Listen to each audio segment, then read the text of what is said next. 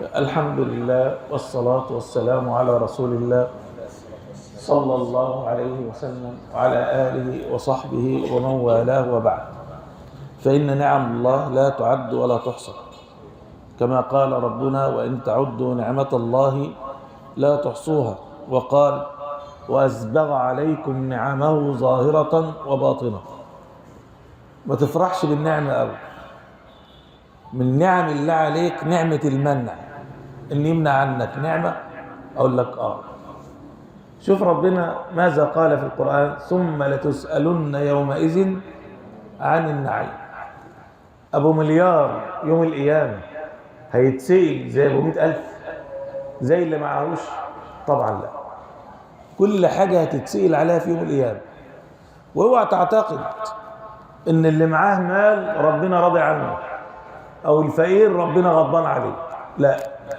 شوف ربك قال في القرآن: فأما الإنسان إذا ما ابتلاه ربه فأكرمه ونعمه فيقول ربي أكرمن، وأما إذا ما ابتلاه فقدر عليه رزقه فيقول ربي أهانن. كلا، ده مش المقياس عند ربنا سبحانه وتعالى. أمال المقياس إيه؟ المقياس الإيمان، إن ربنا ينعم عليك بنعمة الإيمان. ليه؟ هي دي اللي هتنفعك. شوف ربنا قال في القرآن: ومن يطع الله والرسول فأولئك مع الذين أنعم الله عليهم من النبيين والصديقين والشهداء والصالحين وحسن أولئك رفيقا. أنت عايز المال ولا عايز دول في يوم القيامة؟ المال مش هينفعك إلا إذا عملته في طاعة ربنا وربنا قبله منك سبحانه وتعالى. شوف ربنا يقول بقى في القرآن: واعلموا أن فيكم رسول الله لو يطيعكم في كثير من الأمر لعنتم ولكن الله حبب إليكم الإيمان وزينه في قلوبكم وكره إليكم الكفر والفسوق والعصيان أولئك هم الراشدون. خد بالك اللي جايبها: فضلا من الله ونعمة. ده نعمته ان هو اداك الايه؟ الايمان. انت لما تلاقي الايمان في قلبك كده وانت مطمئن، ده اكبر نعمه.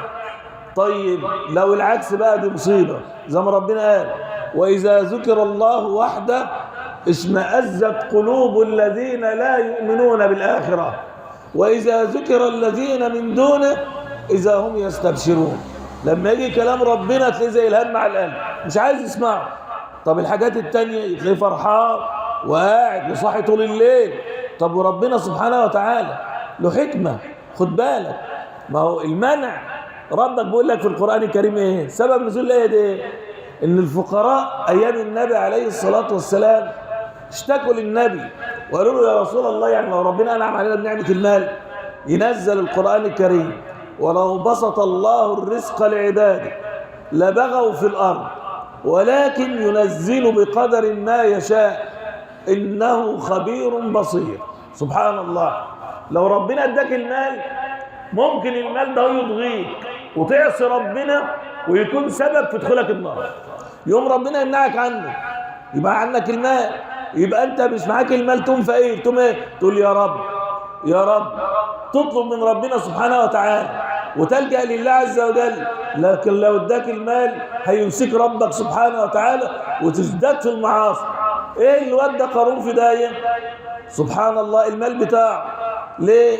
الدنيا بصوا له كده وقالوا له: يا ليت لنا مثل ما اوتي قارون انه لذو حظ عظيم.